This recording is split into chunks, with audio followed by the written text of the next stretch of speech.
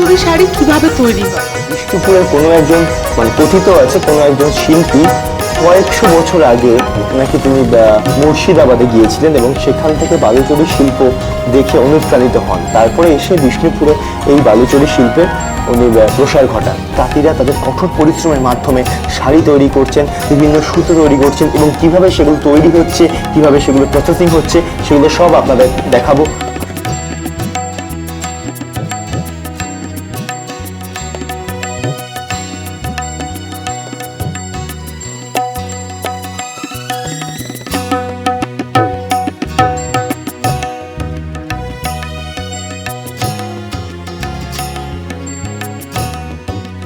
যে শাড়িটা সুতোটা আছে একটা আছে আমার মালদা থেকে আর একটা আছে ব্যাঙ্গালোর।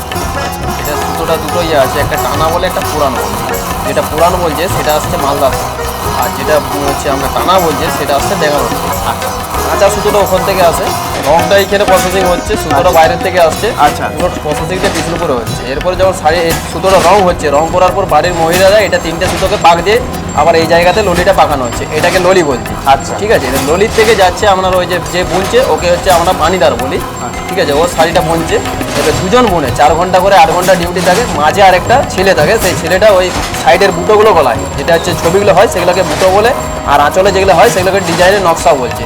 এই নকশাটা করছে একটা আলাদা লোক আছে, সে বোর্ড পেন্টিং আছে, এগুলো হচ্ছে বোর্ড। এগুলো বোর্ড বলছে। এগুলোকে ওই গর্ত করে কাটে গায়ে লোহাতে দিয়ে কাটার পরে এগুলো হচ্ছে আবার একজন আছে সে দড়ি দিয়ে বাঁধে, সেটা একটা আলাদা লেবার আছে, সে তার লেগে মজুরি আলাদা পায়, যে কাটছে সে আলাদা মজুরি পায়। বাড়ির যে মহিলারা যে সুতোটা গুটাচ্ছে তারাও একটা সামথিং পয়সা পাচ্ছে। এর এই পেছনে যে সুতোটা গুটানো হচ্ছে তারও একটা আলাদা লেবার আছে, সেও এই সুতোটা গুটাচ্ছে। টোটালি এটার মধ্যে জড়িয়ে আছে মোটামুটি একটা শাড়ি তৈরি করতে 10-12 জন শাড়িটার মধ্যে যুক্ত আছে। আচ্ছা, এই মেশিনটার কি ফরম্যাট আছে? এগুলো এগুলো হচ্ছে বালি। এটাকে এই জাঁকটা দেওয়ার লেগে এই যে এটা টাঙানো আছে না, এটাকে ফুলপাড় বলছে, এটা ফুলপাড়। আর এই রানী কালারটা আছে এটা জমিন, আর এই নেভি ব্লুটা আছে এটা মিনা, এটাকে মিনে বলছে, এটাও রেশম। আর এটাতে ললিটাতে যেটা বুড়ানো হচ্ছে এটা রেশমটা, এটা ফামালি।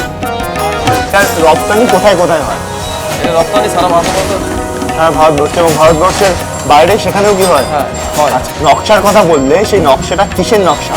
নকশাটা হচ্ছে আমাদের পৌরাণিক মহাভারত রামায়ণ আদিবাসী যে বোনা হচ্ছে, ওইটা হচ্ছে যে আপনার ওই নকশাটা এটাতে করা আছে, এই পাটাটা উপরে মেশিন আছে, মেশিনটা যখনই পা দিয়ে দাবাচ্ছে এই যে সুতোগুলো উঠছে সাথে সাথে ডিজাইনটা হয়ে যাচ্ছে। আর যখনই একটা করে সুতো ঘাম আছে তখনই একটা করে ডিজাইন।